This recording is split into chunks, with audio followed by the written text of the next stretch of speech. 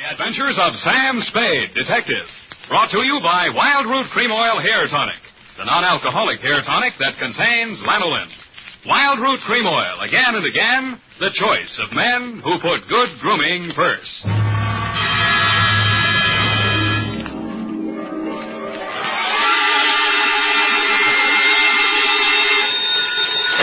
Sam Spade, Detective Agent. It's only me from over the sea. Oh, it's Sam. How was it at the beach? Same as always, foggy. Did you go in? Well, I was up to my neck from the first rumble. If you mean did I go in the water, I did. Was it cold? I didn't notice. I was too busy landing a corpse. Oh, Sam, what a coincidence. I was just reading my new library book. Yeah? And it's all about a body in the water, pushed over a cliff. And there's the strangest girl in it with a strange mother. Figures. And she drinks, the girl, and runs away with a chauffeur.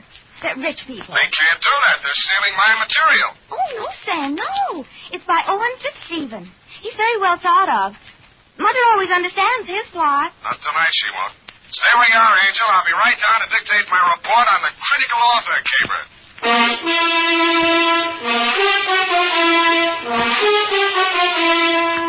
Dashiell Hammett, America's leading detective fiction writer and creator of Sam Spade, the hard-boiled private eye, and William Spear, radio's outstanding producer-director of mystery and crime drama, join their talents to make your hair stand on end with the adventures of Sam Spade.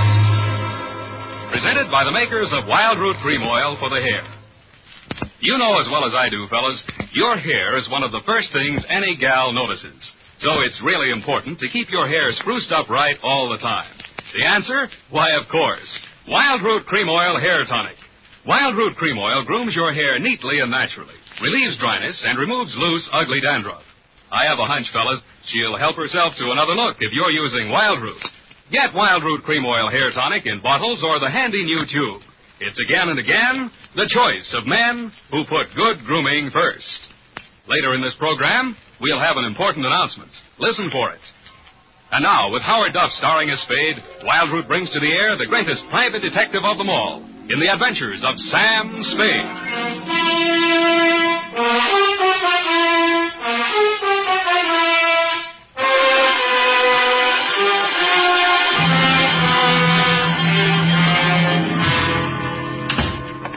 Looking over the phone. Oh, Sam.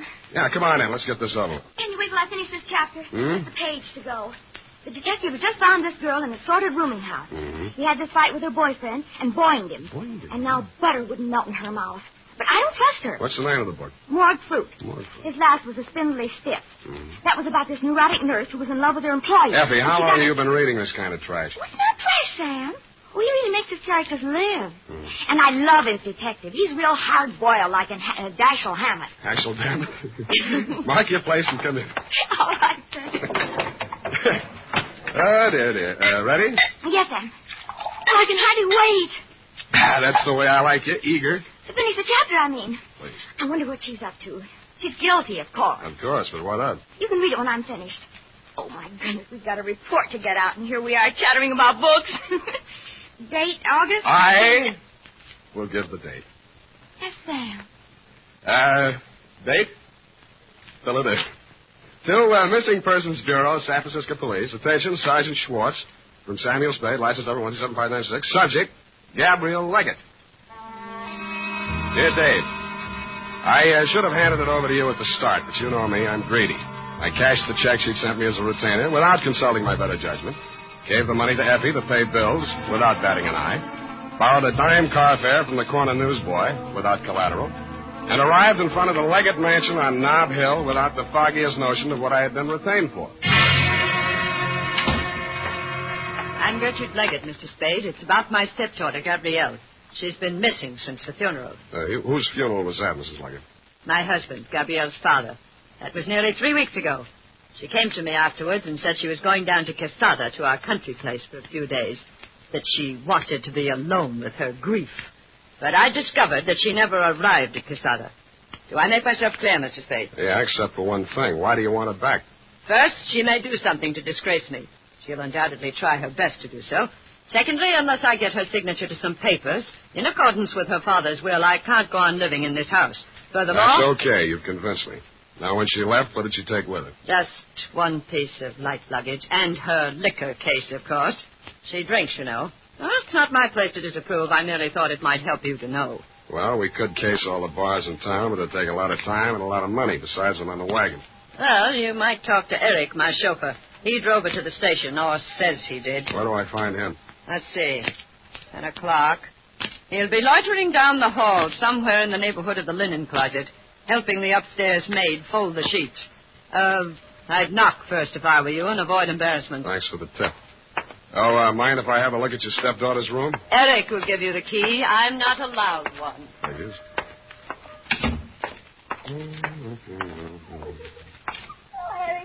Oh, baby.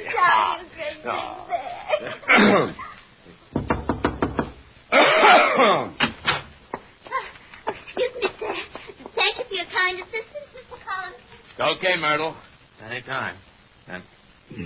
Yes, sir. You Eric? Collinson, what can I do for you? I'd like the key to Miss Gabrielle's room. You the law? Why? You expecting some? The old lady's been threatening the yell cop. She decided to whisper instead. Oh, private dick. You catch on fast, lover boy. Okay, I'll let you in her room. Come on. Mrs. Leggett says you drove Gabrielle to the station. She says that, does she? Isn't that what you told her? I'm not telling you what I told anyone. Search yourself. After you. Mm-mm. What's eating you? Nothing at all. Just want some privacy. Oh, now, wait a minute. I'm responsible. Go help Myrtle. Give me those keys. Oh, listen, you... Hello. Hey, coming in. Don't have your lights. Her room was, shall we say, untidy. The mirrored dressing table was chipped around the edges, and ranged helter-skelter across it between two polo pony bookends was a mess of books. 3 odd volumes of a Harvard 5-foot shelf, a horse breeder's gazette, and a bunch of detective novels. I picked one up and opened it to the title page. It was called Morgue Fruit, and it was by Owen Fitzstephen, author of The Corpulent Cadaver, The Spindly Stiff, and The Kiss-Off. It was autographed to the author's great and good friend, the late Edgar Leggett. The signature looked familiar, but it didn't look like a lead. Neither did anything else in the room. I started to unlock the door with the key on the ring I grabbed away from Eric, and the light caught the smooth side of the Christopher medal. It was engraved for Eric, forever, Gabby. When Forever Eric went off duty that night, he went across town. The trail ended at a crummy, broken-down rooming house out in the Fillmore. He let himself in with a key and climbed the stairs. I waited until he was out of sight. In more time than it takes to tell, the door cracked open, and a nose that could only belong to a landlady raised it out at me. She was gumming a sen-sen. What do you want? They get settled in all right? They ain't nobody settling in on me. Never touched me. You got me wrong, Mom. I meant the newlyweds. Did they raise the rent money all right? Oh, them. Raised it and spent it. He's a Dick Smither. Dick Smither. Stops it up all day and throws the dead soldiers out the window. And they call it a honeymoon. Who are you? I'm her ex-husband, darling. I came to pay her the back alimony I owe. Well, give it to me. I'll see she gets... Oh, no, you don't. No, now, don't you come pushing in here. Quiet. It's after hours. Don't allow callers in here after 10 o'clock. House rule. Shut up. Well, I don't... What's their room number? Now, give it to me or I'll shake it out of you, darling. 212. 212. Well, if it weren't for these new uppers, I'd let you try it. Oh, is that what those are? Thank you, Grand Duchess Marie. Smart Alec. No wonder you can't hang on to a woman. You're so right. You drove her to drink. I did not. Alimony's still good for you, young whippersnapper. Who is it? Western Union. All right, let me... I told you to stay away. Now beat it. Eric, when is it? Look, Eric, I don't want any trouble, but I'm coming in. Over my dead body. Eric? Get back in the room, Gabby. Now, look, I won't let you hurt her, so... Now, look, Collinson, don't make me do it. I don't want to. Okay, I'm sorry. Eric! Eric! What have you done to her? Nothing a bucket of cold water can't cure. Sit down. I want to talk to you. Who are you? Sam Spade. I'm a private detective. Your stepmother hired me to find you. Oh? You know why she wants to find me? Do you? She wants to kill me. She killed my father, now she'll kill me. Can you prove that? My father never had a day's illness in his life. He could drink 3 quarts of brandy in any evening. Do you believe a man like that could die of heart failure? Frankly, I could. I'm starting to think trying to talk about me. Wants to railroad me to the insane asylum. Do I seem crazy to you? No. A little nervous, maybe. This idea you have about your father's death. Talk some more, will you? All right. I'll tell you the whole thing. But I gotta have a drink first. Hey, I can't get the top off. Give me a hand, will you? Sure. You need a corkscrew for this one. Yeah, I think there's one down there in the cupboard. I don't see one. Back in the corner. A little farther. There. No, there's nothing in... Hey! Ow! I dreamed I was a character in a detective story. The title of the story was Morgue Fruit, and the author, a man named Fitzstephen, was trying to figure out a way to turn me into a red herring before knocking off his number one suspect. I tried to tell him it's against the rules to make your detective a red herring, but he said it was a new kind of murder yarn, and it didn't matter anyway because there wasn't even a victim. That's what he thought.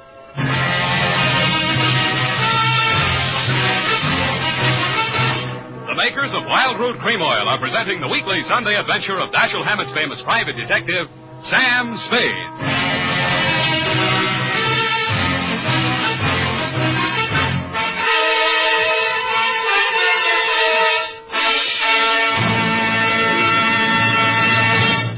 Now, here's important news on good grooming.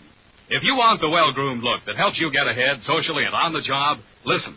Recently, thousands of people from coast to coast who bought Wild Root Cream Oil for the first time were asked, how does Wild Root Cream Oil compare with the hair tonic you previously used?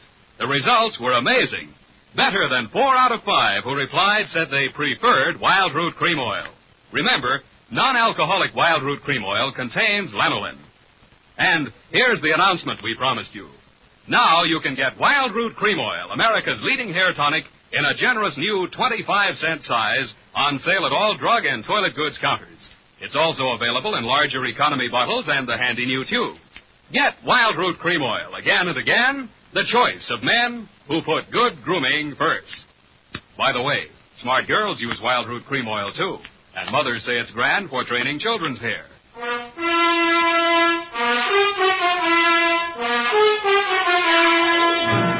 And now, back to the critical author caper. Tonight's adventure with Sam Spade.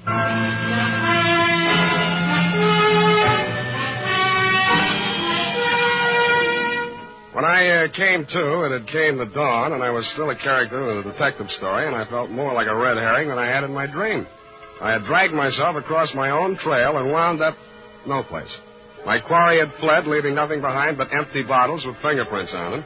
I lifted the few and hustled over to the Bureau of Identification. Half an hour later, I got the report. They were mine. All mine. I wondered what a detective novelist would make of that. I decided to find out. I had met Owen Fitzstephen several years back in Seattle when I was digging dirt on a chain of fake mediums. He was plowing the same field for literary material, and we pooled forces. I got more out of the combination than he did since he knew the spook racket inside out. I cleaned up my job in a couple of weeks, and we parted friends. His San Francisco apartment was on the 6th floor of the St. Mark. He was standing at its door, holding out a lean hand to greet me when I got there. Well, you're looking fit, Sam. A little red in the face. That's the red herring I ate last night. How's the literary grip go? You haven't been reading me? No, where'd you get that funny idea? Oh, there was something in your tone, as in the voice of one who has bought an author for a couple of dollars. I suppose you're still hounding the unfortunate evildoer? Yeah, that's how I happened to look you up. You autographed a book for Edgar Leggett. Oh, yes. Morgue Fruit. Distressingly prophetic. What do you know about that family? Oh, what have they been up to now? How well you know the girl, Gabrielle? Quite well, since she's a duplicate of her father. She has brains, but there's something black in her. Something she doesn't want to think about but can't forget.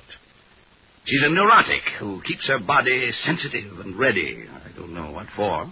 While she drugs her mind with drink and lunatic notions. Yet she's cold and she's sane. If I had something I wanted to forget, I'd anesthetize my mind directly, leave my body stay strong and ready. I hope you don't think any of this stuff means anything to me. Oh, yes. I remember you now. You were always like that. Tell me what's up while I try to find one-syllable words for you. You know the fellow that drives for him? Eric? Mm-hmm. Well, he was released from Folsom and Leggett's custody when he was 18 years old. Murdered his father. Nice kid. What about him? Mrs. Leggett hired me to find Gabrielle. I found her with Eric in a rooming house out in the Fillmore. She begged me to save her from her stepmother's murderous schemes, and then she knocked me cold. Well, it's trivial, dull. I've been thinking of the Leggett family in terms of Dumas, and you bring me a piece of Jim Crackery out of O. Henry. If I were writing this, Gabrielle would kill her stepmother, or dupe Eric into doing it for her. Or, no, that won't do. Not sufficient motive. Murder has to have a motive, you know. Why? She's insane, isn't she? I wonder. Are you saying that carelessly, or do you really think she's off? Well, I don't know. She's got a kind of a wild look about her. Her eyes shift from green to brown and back without ever settling on one color. How much have you turned up on her in your snooping around, Owen? Are you who make your living snooping, sneering at my curiosity about people and my attempts to satisfy it? No, we're different, Owen. I do mine with the object of putting people in jail, and I get paid for it, though not as much as I should. Well, I do mine with the object of putting people in books, and I get paid for it, though not as much as I should. Yeah, but what good does that do? Well, what good does putting them in jail do? Relieves congestion. You put enough people in jail, and cities wouldn't have any traffic problems. That's fine. Well, then all you have to do is to wait till one of them kills the other and put the survivor in jail. It's simple. Yeah, but who's going to kill who? Perhaps they both have plans, both Gabrielle and her stepmother. Looks as if you'd have to guard both of them. I think I'll settle for my client. As far as Gabrielle's concerned, her husband ought to be able to watch out for her. Her what? Husband? She and Eric got married. Well, now there you are. You didn't tell me anything about that. Lord knows how much else there is you haven't told me. Pardon me. Don't go away. Telegram. Sign here. Oh, thank you. There you are. Thank you, sir. Now, I wonder what... Good Lord, this is positively corny. Listen to this, Spade. I appeal to you as a friend of my dead husband. Come immediately, Sunset Hotel, Quesada. Trouble, danger. Do not communicate. Gabrielle must not know. Signed, Gertrude Leggett. Spade. Yeah? Did you have this wire sent to me as a prank? I was just going to ask you if you sent it to yourself as a prank. I have it. The key to the whole thing. It's a red herring.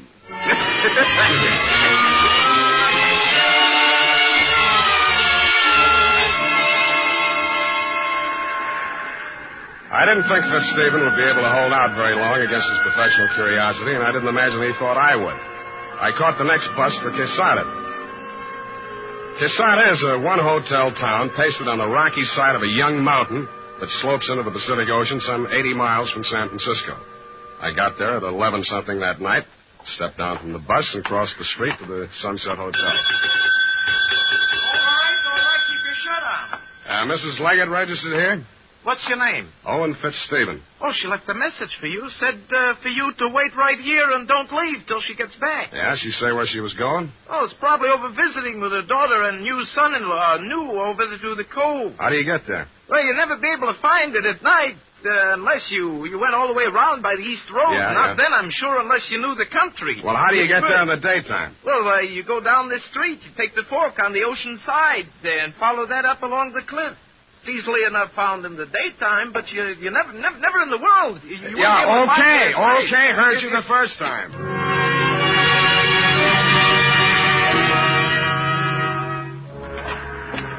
So I waited until morning. Stupid me. I found the road out to the point, but it had never really been a road. The side of the ledge became steeper and steeper until the path was simply a narrow shelf on the face of the cliff. The cliff that sheared off 150 feet or more to ravel out into the ocean. A breeze from the general direction of China was pushing fog over the top of the cliff, making a noisy lather of seawater at the bottom. Rounding a corner where the cliff was steepest, I chucked my cigarette over the edge and watched it spin downwards. And that's when I saw it.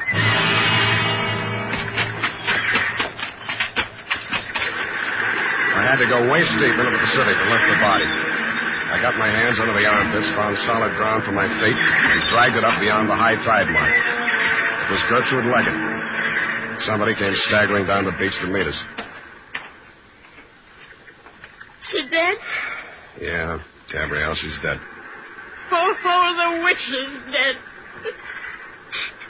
Hey, take me back to town, will you? Buy me a drink, huh? Sit down there. Sit down. Hey, what's the big idea? Don't you know I'm sick? Somehow I don't think you're that sick. I think you could make some sense. Sense? That's a laugh. You don't know me. I've never been able to think clearly the way other people do. No matter what I try to think about, there's a fog that tries to get between me and it. You understand how horrible I can become? Going through life like Nuts. that? Nobody thinks clearly, no matter what they pretend. Thinking's a dizzy business. A matter of catching as many of those foggy glimpses as you can and fitting them together the best you can. The trouble with you is you've been enjoying your misery. You've been so busy trying to prove that you're nuts, it's a wonder you haven't really driven yourself nuts. How do you know I haven't? Because you're too anxious to admit it.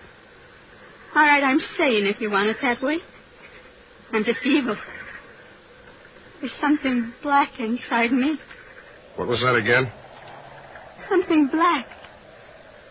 Everybody knows that about my family. My father, too. Who told you that? I always knew it. They say my real mother killed herself. But I know better. I know how to open the drawer where she keeps the gun. Every day Gertrude lies on Mother's bed, and we play Killing the Witch. Yeah? And she comes in the night and bends over my crib. And she's changed herself, so she looks like Mother instead of the witch. But I know better, and I hold up the gun with both hands. Very hard to pull with both hands. It's very hard to pull the trigger. But I must do it or the witch will eat me up. And then there's a big noise and red all over. And I can't get out. I can't get out.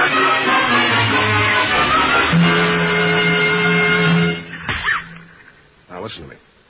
You were beginning to make some sense. Now, don't run away from it. Gertrude was lying on your mother's bed. That's your stepmother? Yeah. She was my nurse. She married Father. Not so fast. How old were you when your mother died? 4. 4.5. Did your father know about the game with the gun? No, I don't think so. Did anybody? Gertrude said I must never tell anyone, because they'd send me away. And I never did. Not till I grew up. I was with Owen Fitzstephen. Yeah. I had a lot to drink. I told him. After that, he began seeing Gertrude. And finally, my father died. But it didn't do her any good, because Owen really loved me. Now, watch it. Now, let's get this straight. You'll have to straighten it out again later on with a doctor to help you. This is to help me. When you were a little child, Gertrude taught you that killing the witch game to use you as a murder weapon against your mother. Then she filled you full of ideas of guilt and fear so you'd keep quiet about it. When you told the story to Owen, he blackmailed your stepmother into knocking off your father. That made you feel responsible for his death, too, so you ran away. No, Gertrude's dead. I killed her, too. You might, but I doubt it. Now, try and remember. Was Owen up here tonight? I thought I heard his voice. But I hear voices sometimes. I'm hearing it again.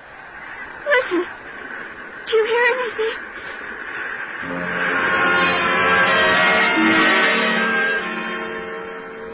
I didn't hear anything but the wind and the beat of the surf at first. But when I did hear the voice, I sent Gabby for a doctor before I investigated. He was pretty badly mangled in the rocks. He'd fallen nearly as far as he'd pushed Gertrude, but was still alive. I made him as comfortable as I could, and finally he opened his eyes. Hello, Sam. You messed yourself up good. Yeah. No more rocks for me. Not unless you make Alcatraz. You know, I had half an idea when you came to see me in San Francisco that you were secretly nursing some exceptional, idiotic theory. Thanks, Owen, but I never had any theory. The whole thing dropped into my lap. Don't be too sure of that. Understand, at present, I admit nothing. Later on, if I'm forced to, the very number of my crimes will be to my advantage. On the theory that nobody but a lunatic could have committed so many. No, there's not so many. Only Gertrude, your co-author of the murder of the late Edgar Leggett. Nonsense. Crimes and crimes dating from the cradle. Even literature shall help me. Not your own books. Why not? Didn't the critics agree that the spindly stiff bore all the marks of authorial degeneracy? Evidence on to save my sweet neck. And I shall wave my mangled body at them. A ruin whose crimes and high heaven have surely brought sufficient punishment upon it. Yeah, you'll probably make a go of it. Legally, you're entitled to beat the jump if ever anybody was. Illegally? You mean insane? Tell me the truth, Sam. Am I? I think that's what they'll say. But that spoils everything. It's no fun if I'm really cracked. No fun at all.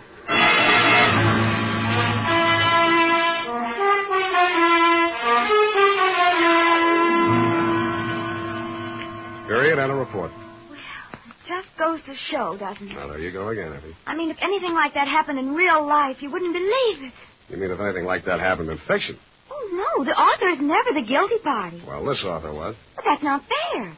The author is never supposed to be guilty of... You're right. You're right, Effie. He shouldn't be even a suspect. Maybe a red herring, but... Type that up, Effie. Oh, all right, Sam. Anything else, Sam? Yeah, phone the drugstore and order some red herring. I mean, some aspirin.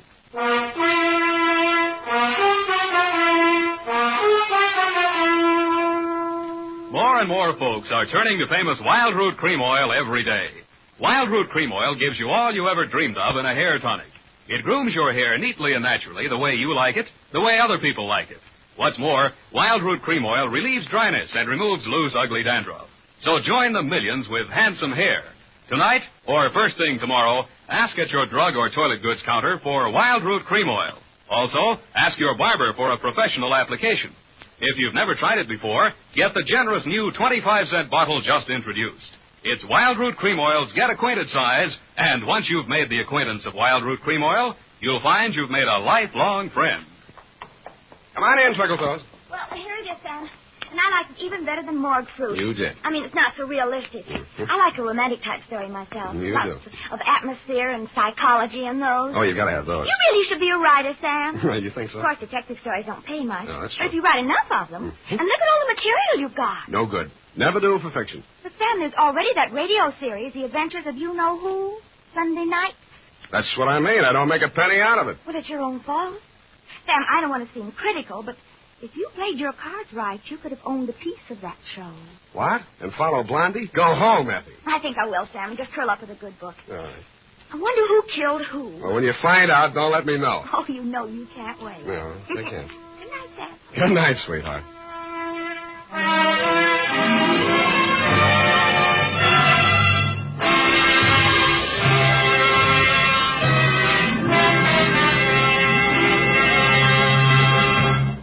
The Adventures of Sam Spade, Dashiell Hammett's famous private detective, are produced and directed by William Spear. Sam Spade is played by Howard Duff. Lorene Tuttle is Effie.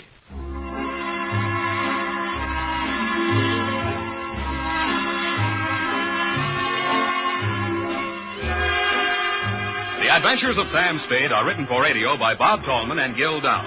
Musical direction is by Lud Gluskin, with score composed by Renee Garrigan. Join us again next Sunday when author Dashiell Hammett and producer William Spear join forces for another adventure with Sam Spade, brought to you by Wild Root Cream Oil. Again and again, the choice of men who put good grooming first. This is Dick Joy reminding you to get Wild Root Cream Oil, Charlie. It keeps your hair in trim. You see, it's non-alcoholic, Charlie. It's made with soothing lanolin. You better get Wild Root Cream Oil, Charlie. Start using it today. You'll find that you will have a tough time, Charlie. Keeping all the gals away. Hiya, Baldy. Get Wild Root right away.